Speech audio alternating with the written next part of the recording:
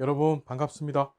아이고, 자 10시부터 시작을 하기로 했는데 조금 여러 사정이 있었습니다. 양해를 좀 구하겠습니다. 자, 우리 오늘은요, 이제 22회 사회복지사 1급 시험 제도와 관련해서 이제 시험 설명회를 한 20분 정도 진행하고, 그다음 이제 순서대로 사회복지 조사론, 그다음에 사회복지 정책론 공부를 진행할 겁니다. 자, 그래서 여러분 그 진도를 다 많이 못 빼면은 우리 다음번에 또 이제 조만간 다시 일정을 잡아서 계획되어진 진도를 함께 나가 보도록 하겠습니다. 자, 이 시험 제도에 관한 얘기는 아시는 분도 있고 또 모르시는 분도 있는데, 우리가 합격을 위한 전략을 세우는 데 있어서 상당히 중요한 의미를 갖고 있어요. 우리 시험 제도는 좀 틀리거든요. 연이 여타의 시험하고. 그래서 아시는 분들은 한 번 더 경청을 해 주시고, 또 잘 모르시는 분들은 요번 기회를 통해서 이제 확실하게 주지하시는 그런 시간이 됐으면 좋겠고요. 또 여러분들 저한테 많이 질문을 해 주시면 되는데, 이제 궁금한 것들 많이 질문해 주시면 오늘 그거 답변도 제가 많이 열심히 드리는 시간 갖겠습니다. 자, 볼게요. 우리가 시험 볼 때 이제 22회 시험 봅니다. 내년에 시험 보시는 분들 전부 몇 회 시험 보신다고요? 예, 22회 시험 보시는 거예요. 22회. 이 시험이 벌써 22년째 된 시험입니다. 우리 사회복지사에 관한 얘기 좀 잠깐만 해볼 텐데, 이 얘기 잠깐만 좀 따라와 주세요. 이거 우리 시험 볼 때 그 사회복지 실천론에서도 시험 문제가 나오는 얘기들입니다. 자, 우리 사회복지사, 한국의 사회복지사의 연역, 역사를 잠깐만 살펴볼 텐데, 우리 사회복지사는요, 1970년 이때 처음 등장을 해요. 자, 몇 년도요? 1970년에. 이때 이제 사회복지사업법이라고 하는 법이 제정이 되어져요. 사회복지사업법. 자, 이 법이 제정이 되면서 이제 사회 사업에 종사하는 사람들, 그 당시에도 우리나라에는 이제 사회 사업가들이 있었었어요. 사회 복지 시설도 있었었고, 또 관련해서 사회 사업을 하시는 분들이 계셨거든요. 근데 이때는 사회 복지사라고 하는 명칭을 주지 않고요. 그 사회 사업에서 일하시는 분들을 통틀어서 이 법에서 사회 사업, 사회 복지 사업 종사자, 이렇게 명칭을 줬어요. 종사자. 그러니까 사실은 자격제도가 아니라, 자격제도가 아직 있었진 않았고요. 그냥 사회복지시설 등에서 사회복지 관련된 업무를 보는 사람을 그냥 통틀어 갖고 사회복지 사업 종사자라고 명칭을 줬던 거예요. 그러다가 자, 이게 시험에 요번 21회 시험에도 출제가 됐어요. 반드시 기억해 두셔야 됩니다. 너무너무 중요한 얘기예요. 1983년입니다. 83년에 우리 사회복지사업법이 개정이 돼요. 그러면서 처음으로 뭐가 사회복지사 자격제도가 이때 처음 도입됩니다. 이때부터 사회복지사 얘기를 쓰기 시작한 거예요. 이 83년도서부터. 여러분 시험에 정말 많이 나옵니다. 우리나라에서 사회복지사 자격제도가 도입된 거 언제입니까? 1983년 이 사회복지사업법의 개정을 통해서 등장을 했다. 이 당시에 개정을 하면서 사회복지사 자격제도가 도입됐고, 또 1등급, 2등급, 3등급이라고 하는 세 개 등급 체제로 이제 사회복지사를 이제 자격을 분류해서 진행을 했었어요. 여러분 무슨 얘기인지 알겠죠? 83년도 반드시 좀 기억해 두십시오. 시험에 나오는 아주 잘 나오는 얘기들입니다. 자, 그랬는데 요 자격제도가 이제 좀 수선을 보죠. 고칩니다. 언제 고쳤냐 하면 1997년이에요. 1997년에 97년에 역시 또 사회복지사업법이 개정이 돼요. 개정이 되면서 자, 1급 자격증 같은 경우는, 기존에는 1급 자격증을 이제 사회복지학과 4년제 대학 사회복지학과만 마치게 되면 그럼 1급 자격증을 그냥 줬었거든요. 그죠? 예, 그런데 사회복지사의 전문성, 이 사회복지사가 제대로 된 지식과 그다음에 기술을 갖고 있는 사람인가를 확인해서 1급 자격증을 좀 주자. 그래서 97년도에 법이 개정이 되어져서 이때부터 어떻게 1급 자격증 경우에는 국가시험 제도가 생긴 거예요. 국가시험. 국가가 시험을 치르고 그 시험에서 일정 점수 이상의 점수를 받은 사람만 이제 합격을 할 수 있도록 만든 겁니다. 그게 97년도에 법이 개정이 돼서 이걸 즉시로 시행한 것은 아니고 2003년도에 제1회 시험을 치르게 됩니다. 2003년도에. 자, 여러분 2003년도서부터 제1회 시험을 치렀다는 게 그게 우리 시험에 정말 많이 나왔어요. 이 97년도 법 개정을 통해서. 2003년부터 해서 여러분들이 시험을 보시는 그때가 이제 2024년이죠. 그러니까 총 22년 동안이나 이제 진행되어진 아주 역사가 깊은 시험입니다. 이 시험이. 자, 이 시험에 이제 합격에 관한 얘기, 어떻게 하면 우리가 잘 합격할 수 있을까라는 얘기를 먼저 좀 잠깐 나눠보는 시간 가질 거예요. 자, 보시면 죄송합니다.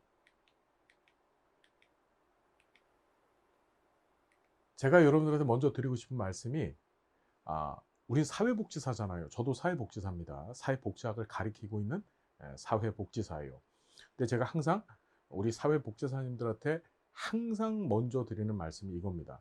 나 자신을 귀한 존재로 여겨라. 여기서 귀한이라고 하는 표현은 제가 생각해 내기에 제가 갖고 있는 지식 범위 안에서 어떤 누군가를 가장 극존칭하는 방법이에요. 우리는 우리 스스로를 귀한 존재, 가장 좋은 존재, 가장 멋진 존재로 여겨줘야 됩니다. 내가 나를 귀한 존재로 여기지 아니하는데 어떻게 내가 만날 클라이언트들한테, 내가 만날 도움이 필요한 사람들을 귀한 존재로 여기고 그들한테 최상의 서비스를 제공하겠습니까? 무슨 말인지 되시죠? 항상 부탁드립니다. 스스로를 가장 귀한 존재, 가장 좋은 존재, 가장 잘 될 존재, 가장 멋진 존재라고 여러분 꼭 믿어주십시오. 그래서 제가 우리 선생님들을 호칭할 때 항상 귀한 선생님이라고 하는 호칭을 써요. 조금 처음에 듣기는 좀 그러시더라도 이 호칭을 좀 잘 받아주십시오. 귀한 선생님이라고 호칭을 합니다. 자, 그리고 또 한 가지 어떻게 이제 시험 준비를 시작하셨으면 또는 지금 현재 시작하신 분들도 계시고 또 이제 시작하시려고 제 강의를 들으시는 분들도 계시잖아요. 그럼 일단 시작하셨으면 어떻게? 반드시 합격해야 됩니다. 이유 불문하고요. 무조건 합격하셔야 돼요. 그죠? 저도 합격하실 수 있도록 이끌고 가겠습니다. 제 얘기 잘 따라주시고 함께 해주시면 반드시 합격할 수 있습니다. 자, 보면요. 자, 22회 사회복지사 1급 국가시험에 관한 얘기, 시험 제도에 관한 얘기 좀 잠깐 살펴볼게요. 자, 보면 자, 일단 우리 시험은 필기시험만 봅니다. 시험을 보면 보통 국가시험은요. 필기시험도 있고 그 다음에 실기시험도 있고 또 심지어는 면접시험 있는 시험들도 있어요. 그런데 우리 시험은 뭐만 본다고요? 예, 필기시험만 봅니다. 필기시험이라는 건 뭔지 아시죠? 예, 종이에 답을 쓰고 그걸 이제 OMR 카드에 옮겨서 그 OMR 카드에 적혀진 이제 문항 숫자 합격 그러니까 그 맞춘 문항 점수를 가지고 이제 합격을 결정짓는 게 필기시험이에요. 자, 보면 자, 22회 사회복지사 1급 시험 예상일. 이게 중요하죠. 언제 시험 볼 것인가. 자, 원래 법에서는요. 법에는 그러니까 사회복지사업법 시행령이라는 데서 시험 일자를 규정해 놨는데 이렇게 놨어요. 시험을 보기 전, 그러니까 시험 날짜 전 정확히 90일 전에 시험 일자를 공고하게 되어져 있습니다. 다시 얘기한다면 시험 일자는 어떻게 우리가 알 수 없습니다. 정확히는. 하지만 시험 일자가 정해지고 그 90일 전에 어떻게 시험이 공고된다는 건 법에 나와 있어요. 다시 얘기한다면 법으로 시험 일자를 명시해 놓지는 않았다는 얘기예요. 하지만 그걸 우리가 예상해 볼 수 있고 제가 이 시험 예상일을 예상했었을 때 사실은 단 한 번도 틀린 적이 없었습니다. 제가 한 20년째 지금 이 강의를 하고 있는데 한 번도 예상일이 틀린 적이 없었어요. 우리 작년 같은 경우에는 1월 굉장히 앞당겨져서 시험을 봤죠. 제가 그 날짜 1월 14일인가에 시험을 봤는데 올해죠. 올해 21회 시험을. 그래서 뭐 그렇게 일찍 시험을 봅니까? 재작년만 해도 2월 달에 시험을 봤는데 그런 얘기를 하셨는데 제가 제 말을 믿으십시오 했는데 진짜 1월 14일 굉장히 앞당겨져서 시험을 봤습니다. 자, 그 원리에 관해서는 제가 말씀을 드릴 건데 일단은 예상일은 여러분 2024년 1월 27일 날 반드시 시험을 볼 것입니다. 2024년 1월 27일 토요일 날 시험을 볼 것이에요. 저를 믿어 주셔야 됩니다. 자, 이 예상일부터 오늘까지 우리가 단순히 이제 역순으로 계산을 해 보면요. 한 130 며칠, 그러니까 140 일이 남지 않았어요. 그죠? 자, 이 정도 시간이면 시험을 준비하는데 충분합니까? 안 충분합니까? 예. 매우, 매우, 매우 엄청나게 많이 충분합니다. 지금 저한테 문의 오시는 분들 중에서 "아 지금부터 해도 되나요?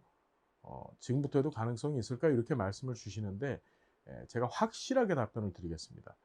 아주 아주 충분합니다. 제가 가자는 대로만 함께 해 주십시오. 그럼 아주 아주 엄청나게 충분하니까 그 길만 따라와 주시면 돼요. 그럼 왜 27일 날 시험을 보냐면요. 우리 시험은 항상요. 어 1월 달이나 2월 달에 시험을 보는데 설 명절 전에 시험을 봅니다. 절대로 설 명절 이후에 시험을 보질 않아요. 그죠? 우리 올해 같은 경우는 설 명절이 굉장히 앞당겨져 있었었어요. 그죠? 그래서 어떻게 시험 일자가 빨라진 겁니다. 21회 시험이. 예, 여러분들이 시험을 보시게 될 내년 같은 경우에는 설 명절 전주가 바로 1월 27 일이에요. 여러분 생각해 보세요. 예, 명절 전에 시험을 본다고 한다면 우리가 명절을 준비하거나 명절의 행복한 분위기를 누리지 못하겠죠. 그렇죠. 예, 그래서 항상 그러니까 명절 죄송합니다. 명절 후에 본다고 한다면 그런 명절에 대한 분위기, 예, 명절에 대한 행복한 감정을 갖지 못하겠죠. 그래서 어떻게 항상 명절 전에 시험을 본다. 자, 요번에 27일 날 시험을 볼 것이라는 거 여러분 명심해 두시고요. 그리고 자, 볼게요.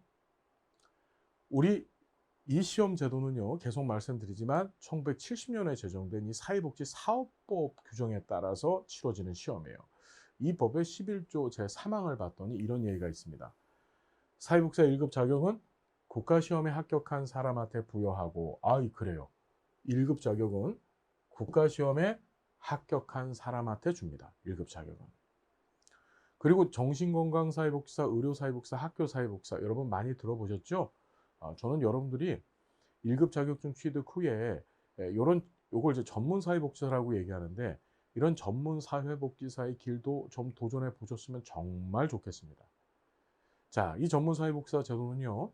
2018년도에 이 사회복지사업법이 개정이 되면서 2020년도서부터 이제 본격 시행이 되어졌습니다.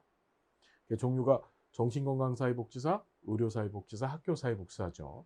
자, 이분들 같은 경우에는 1급 자격증을 취득하고 나서 어떻게 보건복지부령으로 정하는 즉 보건복지부 시행 규칙으로 정하는 그 수련 기관에서 수련을 받으면 이 자격증도 취득하실 수 있고요.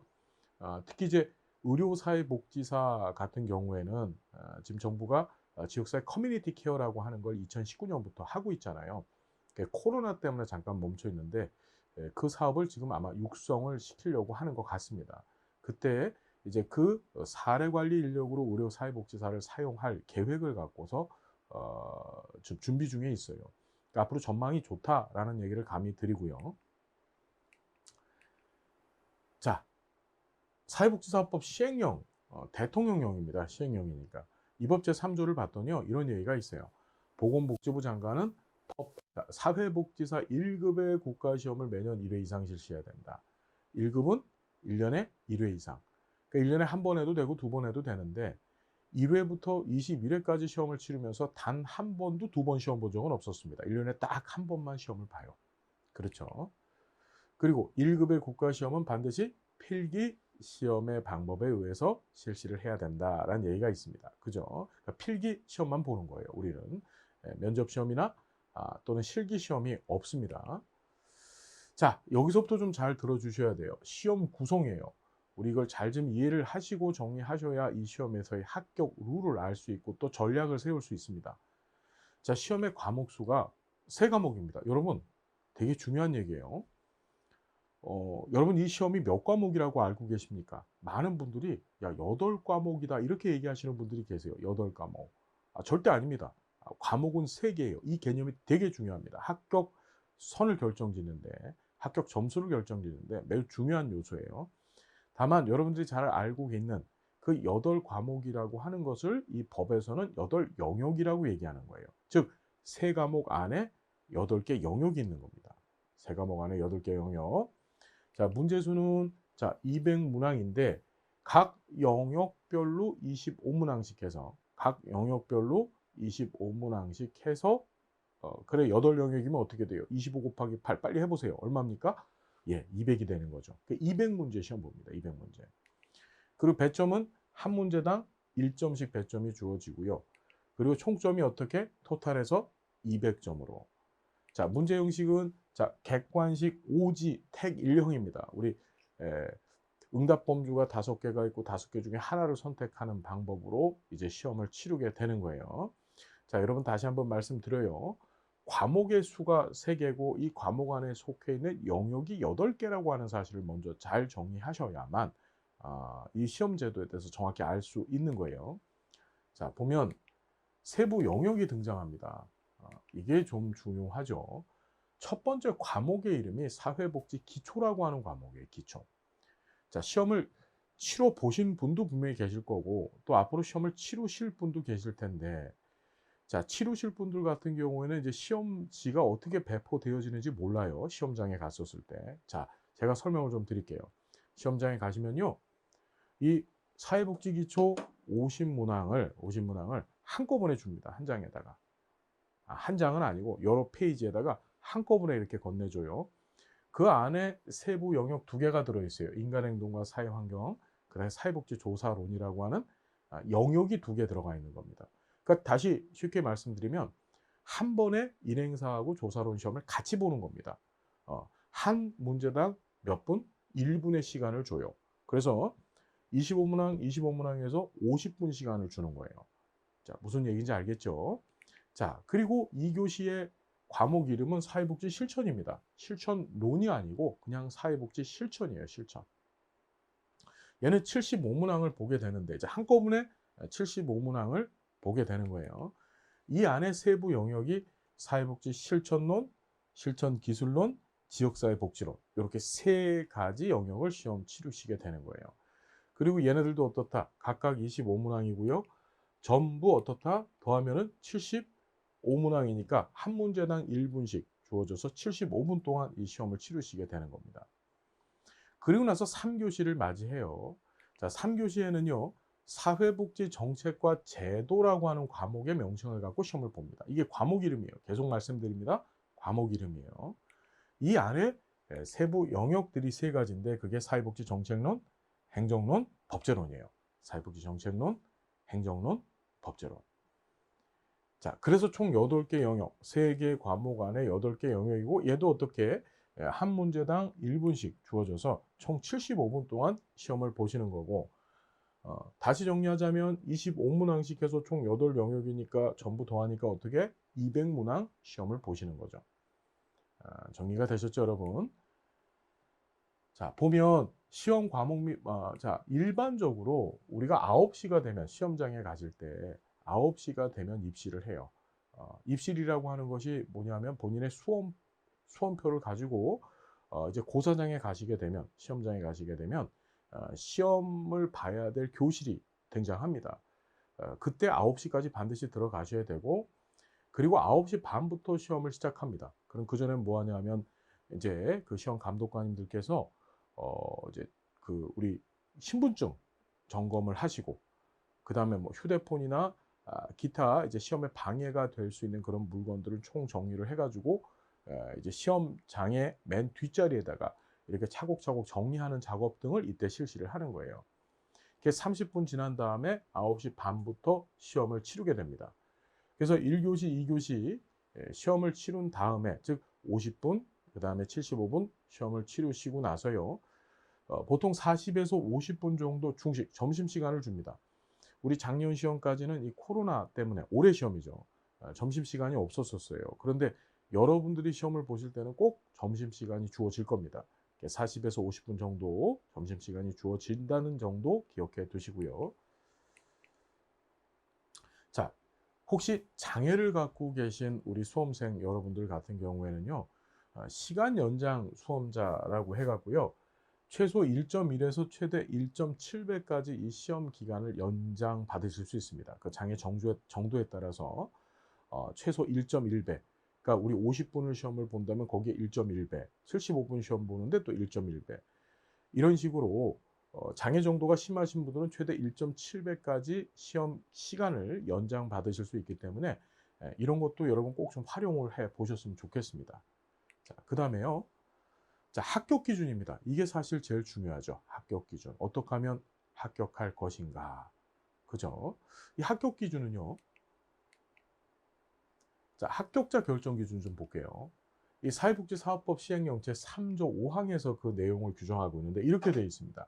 시험 합격 결정에서는 매 과목 4할 이상, 전과목 총점의 6할 이상을 득점한 자를, 자, 중요하죠. 합격자가 아니라 합격 예정자라고 합니다. 자, 이 얘기를 지금도 잘 들으셔야 돼요. 우리 시험을 볼 때 과목이 3개라 그랬습니다. 그 첫 번째 과목이 사회복지 기초고, 두 번째 과목이 사회복지 실천이고요. 세 번째가 사회복지 정책과 제도라고 하는 과목을 갖고 시험을 봐요. 그죠? 그런데 이 시험에서 합격을 하기 위해서는요, 두 가지 조건을 동시에 만족해야 됩니다. 그게 뭐냐면 매 과목 4할 이상이라고 했고, 또 전과목 총점의 6할 이상을 득점했다고 얘기했어요. 이 매 과목 4할이라고 하는 것을 우리가 과락 조건이라고 얘기해요. 과락. 그리고 얘를 총점 조건이라고 얘기합니다. 총점. 총점 조건이라고 얘기하는 거예요. 자, 과락이라는 건 이제 과목별 낙방을 뜻하는 거죠. 총점이라고 하는 것은 전체 우리 시험 봐서 맞춘 것들의 총 합계 점수를 의미하는 겁니다. 맞춘 문제들의. 그죠? 그때 4할이니까 과목별 4할이라는 건 40%를 얘기하는 거죠. 여러분 잘 보십시오. 사회복지 기초를 라고 하는 것이 하나의 과목이고, 이게 과목입니다. 이 안에 인간행동과 사회환경이라고 하는 영역, 사회복지조사론이라고 하는 두 가지 영역이 이 안에 들어있는 거예요. 25문항, 25문항씩. 그렇죠. 자, 과락 조건이라고 하는 것은 인간행동과 사회환경 조사론을 합해서 과락의 개념이 등장합니다. 인간행동과 사회환경, 사회복지조사론을 합해서. 즉, 둘을 합한 점수가 50점이 되는데, 그죠? 25문항, 25문항에서 이 50점의 40%니까 몇 문제죠? 20문항이 되는 거죠. 20문항, 5, 4, 20. 그죠? 이 얘기는 무슨 소리냐면 인간행동과 사회환경, 그 다음에 조사론 중에서 여러분들 솔직히 오늘 이제 공부하겠지만 그게 사회복지 조사론인데, 이제 저하고 공부해 보시면 아시겠지만 별거 아니에요. 진짜로 별거 아닙니다. 예, 우리 여러분들 현재 갖고 계신 그 해커스에서 출판된 제가 쓴 책인데요. 그 사회복지사 1급 핵심 요약집만 잘 보시면 제가 장담하겠습니다. 예, 25문항 중에서 아무리 못해도 22문항 맞출 수 있습니다. 정말로요. 예, 사실 별거 아닌데 다들 됐다 걱정하고 계시잖아요. 예, 굉장히 많이 걱정한다를 저는 됐다 많이 걱정한다라고 말씀드리는 거예요. 자, 됐다 많이 걱정하고 있는데 그 됐다 많이 걱정할 필요가 전혀 없다는 얘기 드리는 거예요. 어쨌든지 간에 어려워들 하시잖아. 그게 정말 어렵다 해서 얘를 빵점을 맞았어요. 물론 그럴 분도 없고, 더 나아가서 절대 그래서도 안 됩니다. 어쨌든지 간에 빵점을 맞았다. 그리고 나서 인행살 20점 맞은 겁니다. 5개 틀려서. 그래도 과락인가요? 아닌가요? 예, 절대 과락이 아닙니다. 절대 과락 나오지 않습니다. 왜? 합해서 20점만 나와주면 되니까. 우리 사회복지 실천이라고 하는 과목 안에 세 가지, 실천론, 실천기술론, 지역사회 복지론이 있었어요. 그렇죠. 실천론, 실천기술론, 지역사회 복지론이 있었었는데 그 세 개를 합한 게 75점입니다. 여기에 40%면 몇 개죠? 여러분 30문제죠. 예를 들어 이제 지역사회 복지론들을 좀 어려워하십니다. 어렵지 않은데 그 안에 보면 무슨 모델들도 많이 나오고 또 학자 얘기들이 많이 등장을 해요. 이론 관련된 얘기들도 많이 등장을 하고요. 그래서 고민들을 많이 하셔가지고 그래 지역사회 복지론 빵점 맞았어요. 실천론은 쉽습니다. 우리 실천론 전국 평균이 25점 만점에서 22점 정도까지 돼요. 그러니까 그만큼 쉽다는 얘기입니다. 그 실천론에서 한 20점 맞고 또 실천 기술론에서 15개 틀려서 10개 맞아도 어떻게 과락은 아니라는 얘기입니다. 무슨 얘기인지 이해가 됐죠? 자, 이 시험은 과락이 나올 수가 없는 시험입니다. 과락이 나온다는 것이 상당히 어려운 시험이에요. 물론 1년에 한 2만 7, 8천 명 정도 되는 분들이 시험을 보시는데 그중에 1명 정도씩은 과락이 있습니다. 그건 정말 대단하신 분들이세요. 대단하신 분들. 누구도 해낼 수 없는 일을 해내시는 분, 멋진 분들이십니다. 그래서 여러분, 자, 과락은 전혀 걱정하지 마시고 3만 분의 1의 확률밖에 안 되잖아요. 그죠? 전혀 걱정하지 마시고 우리는 어떻게 총점에 초점을 둬서 공부하시면 된다. 자, 보면 총점은 6할 이상만 맞춰주시면 돼요. 6할이라고 하는 것이 60점을 얘기하는 겁니다. 100점 만점에서. 그러면 자, 200점, 총 200문제를 보는데 여기에 60이니까 어떻게 120개죠. 즉 200문제 중에서 120문제만 맞춰주시면 합격할 수 있더라. 200문제 중에서 120문제만 맞춰주시면 합격할 수 있더라. 그죠? 119개 맞으면 합격인가요? 예, 119개 맞으면 떨어집니다. 예, 120개 맞으면 합격입니다. 199개 맞으면 그것도 합격이죠. 예, 199개 맞아도 합격이고 120개 맞아도 합격인데 119개 맞으면 떨어집니다. 여러분 어떤 얘기인지 알겠죠? 우리는 어떻게 120개 이상만 맞춰주면 된다. 120개까지만 맞춰도 되고 그것보다 더 잘해주기를 저는 바랍니다. 자, 이 시험은요, 사회복지사가 갖고 있는 지식을 점검하기 위해서 치루어지는 국가가 시행하는 시험입니다. 그럼 이 시험 점수가 좋다는 것은 일반적으로 국가가 정한 그 범주 내에서 나의 지식 체계가 사회복지사로서 어느 정도 완성되어졌다는 걸 의미하는 거거든요. 그래서 그 점검을 받기 위한 시험이기 때문에 제 입장에서는 어떻습니까? 우리 전문성의 문제도 있고 해서 여러분들이 이 시험 공부를 정말 열심히 해갖고 정말 좋은 점수 받아주셨으면 좋겠어요. 진심을 다합니다. 진심을 다해서 이런 말씀을 드려요. 우리가 우리 자신을 이렇게 점검하고 또 점검받고 또 점검하기 위해서 이렇게 열심히 공부할 때가 사실은 이 1급 시험 준비할 때밖에 없습니다. 그러니까 그 기회를 좀 잘 활용하셔서 최선을 다해서 공부해 주셔서 우리는 120점이 아니라 그거보다 훨씬 높은 점수를 한번 구해 보시는 여러분들 되셨으면 좋겠습니다. 자, 여기 보면 자, 1급 시험 합격 예정자, 우리 예정자라 그랬어요. 필기 시험을 합격을 하면 합격 예정자가 되는 거고요. 합격 예정자라는 건 아직 합격을 인정하지는 않겠다는 겁니다. 이 사람들이 이제 응시 서류들을 제출을 합니다. 시험을 볼 수 있는 조건 여부를 갖췄는지에 관련된 서류들을 제출하고 그 서류를 한국사회복지사협회에서 심사합니다. 심사해서 최종적으로 어떻게 합격자를 결정하는 거예요. 그러니까 필기시험 보고 합격하면 합격 예정자가 되면 그 다음에 서류 제출하고 그 제출되어진 서류를 검토받은 후에 이제 최종적으로 합격자가 결정되어진다. 이렇게 정리를 해두시면 됩니다.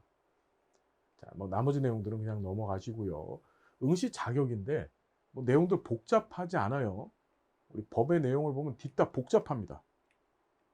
뭐 각 호에 해당하는 사람 해서 자, 간단하게만 말씀을 드리면 이런 거예요. 내년 2024년도 2월 28일까지 사회복지사 2급 자격증을 취득하셨거나 이미 취득하셨거나 또는 취득을 하실 수 있는 분들, 그러니까 그 취득이 시험 날짜까지 취득이 아니에요. 시험 보고 한 달 뒤인 2월 28일까지 알겠죠, 여러분? 그때까지 취득을 하실 수 있는 분들은 전부 시험을 보실 수 있습니다. 다만 4년제 대학 학위 불문하고 이 4년제 대학에서 학위를 취득하신 분들 중에서 2급 자격증을 뭐 사이버 대학이나 여러 가지 학점은행제를 통해서 취득하신 분들은 바로 시험을 보실 수 있는데 2년제 대학에서 공부를 하신 분들 그러면서 자격증을 취득하셨거나 또는 취득하실 예정이신 분들은 1년 동안 현장 근무 경력이 있으셔야 됩니다. 1년 동안. 그래서 잠깐 말씀을 드리면 뭐 별다른 얘기는 없습니다.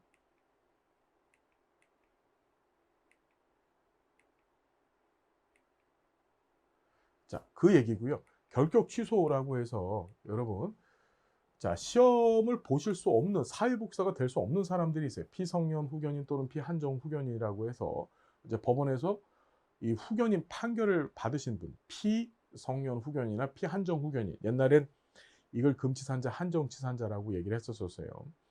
이런 판결 받으신 분들은 없으시죠? 예, 이런 판결 받으신 분들은 사회복지사가 되실 수 없고, 금고 이상의 형을 선고받고 집행이 끝나지 아니한 자, 우리 금고 이상의 형이라고 하는 것이 우리나라 형법 제41조에서는 금고, 징역, 사형을 얘기합니다.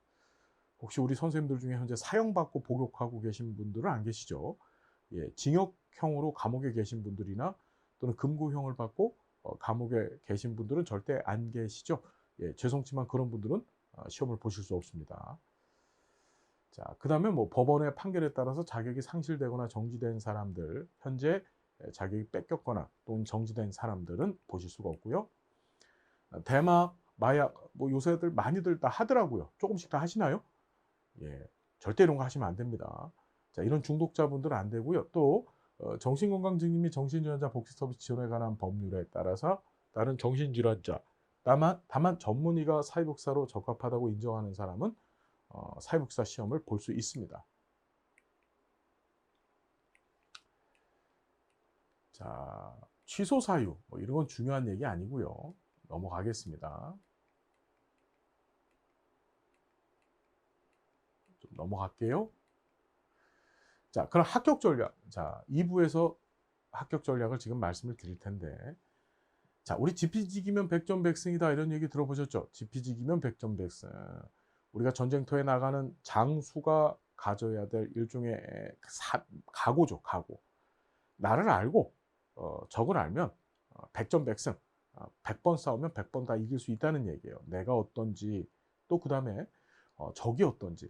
자, 표현이 조금 무서울 수도 있지만 우리의 적은 누구죠? 예, 우리가 극복해야 될 적은 당연히 우리가 치러야 될 22회 사회복사 1급 시험일 것입니다.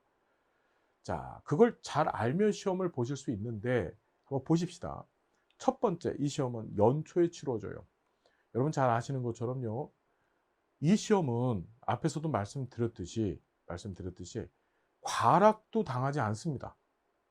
그 다음에 총점도 토탈 120점이면 돼요. 즉 80문제를 틀려도 된다는 거예요. 시험 보실 때.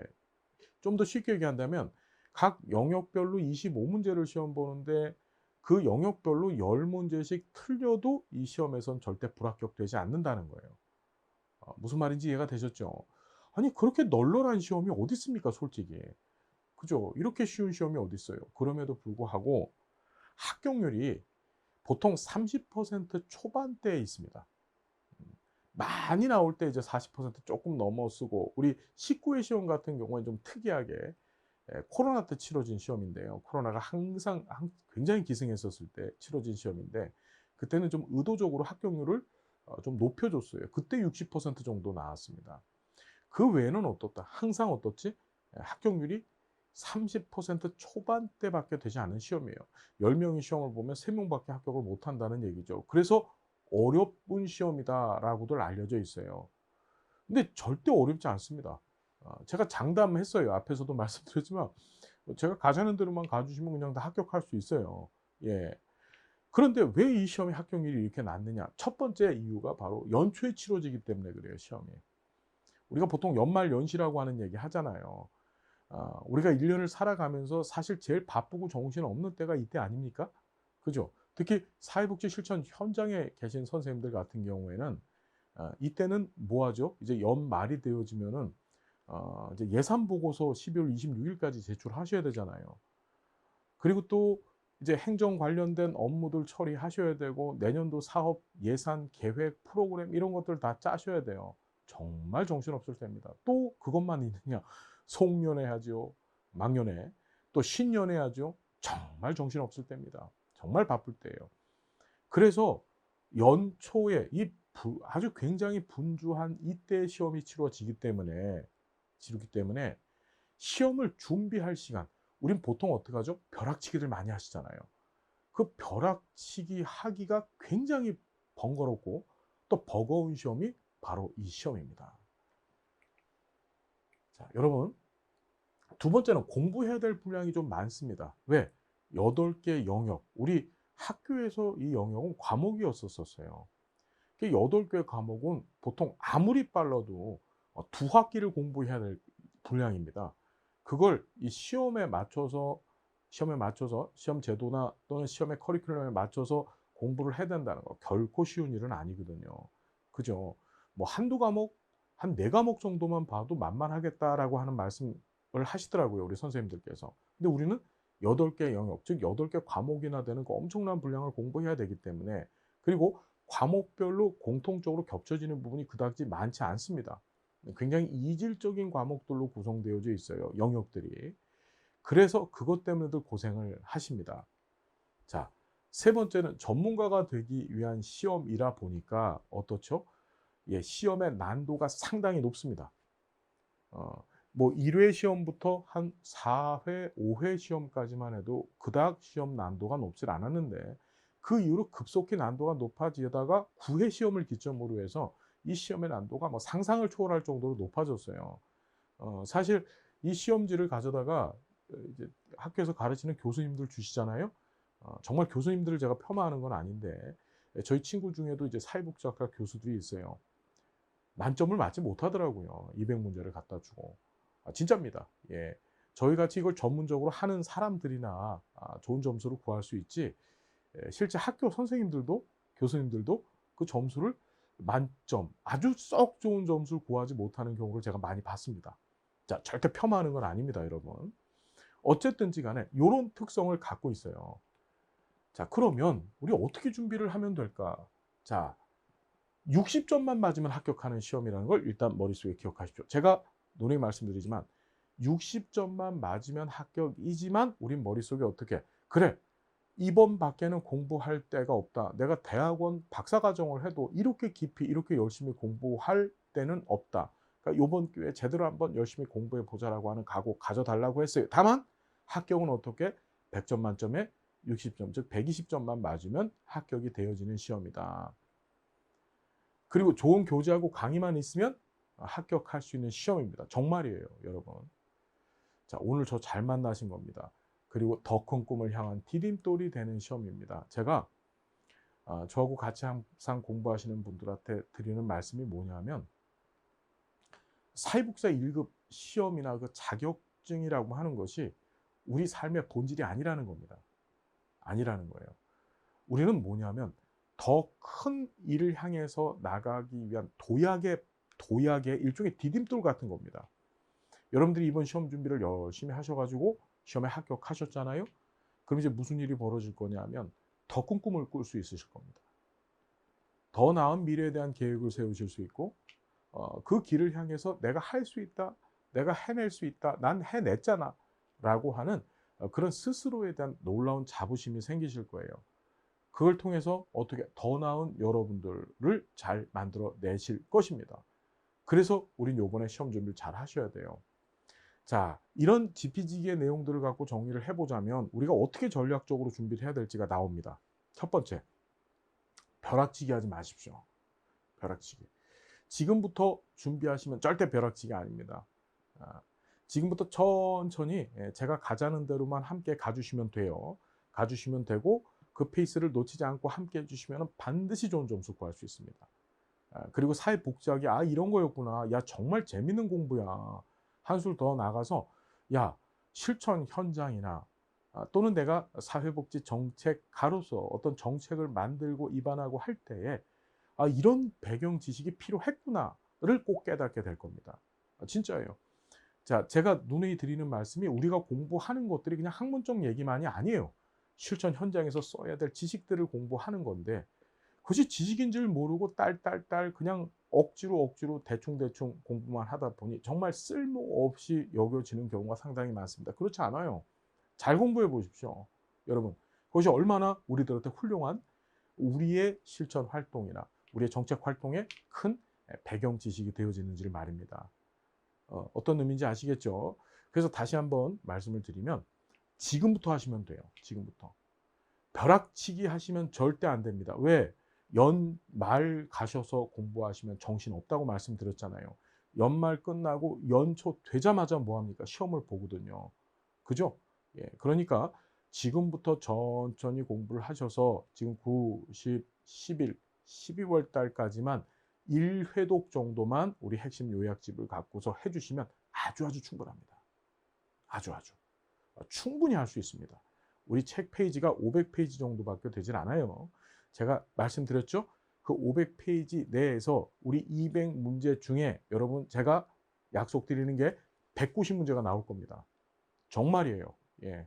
믿으셔야 돼요. 정말. 그래서 그것대로 공부하시면 되고 됐죠, 여러분? 예. 그다음에 두 번째가 자, 천천히 지금부터 시작하자. 그게 첫 번째 전략입니다. 자, 두 번째는 저를 따라와 주시는 겁니다. 제가 함께 가자고 하는 대로만 함께 해 주시면 돼요. 알았죠? 알겠습니까? 어떤 얘기인지? 자, 제가 어떻게 할 거냐면 이제 본격적으로 이제 조사론 공부를 시작하기 전에 여러분들한테 이제 채널 세 가지를 알려드릴 거예요. 그 채널에 오셔서 저하고 직접적으로 소통합니다. 제가 여러분들 수업 공부 관련돼서 이제 진도도 함께 나가고요. 그다음에 공부하시면서 궁금하신 것들에 대한 질문도 제가 다 받아드릴 겁니다. 그 채널들을 통해서. 첫 번째는요. 네이버 밴드가 있습니다. 네이버 밴드 아시죠? 여기에 박정훈 교수와 함께 사회복지사 1급 준비하기. 참 길죠? 예, 왜 이렇게 길게 만들었는지 모르겠어요. 이 명칭으로 서칭을 하시면 그냥 박정훈이라고만 서칭하셔도 나올 겁니다. 자, 여기에 가입을 해 주십시오. 예, 가입을 해 주시면 여기서 소통을 진행하고요. 두 번째는 이제 질문 등이 있습니다. 여러분들이 공부하시면서 궁금하신 것들 질문하셔야 되잖아요. 그 질문은 자, 네이버 카페가 있습니다. 네이버 카페에 자, 박정훈 사회복지학이라고 있습니다. 박정훈 사회복지학. 자, 여기에 들어오시면 여러분 궁금하신 것들 또는 시험 관련된 정보들 여기에 들어오시면요. 저는 해커스 공무원에서 이제 사회복지직이나 또는 국가직, 보호직 공무원이라고 하는데요.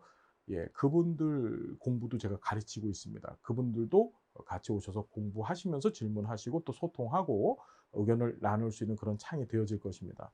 자, 세 번째는 지금 여러분들이 보고 계신 이 유튜브 채널, 유튜브에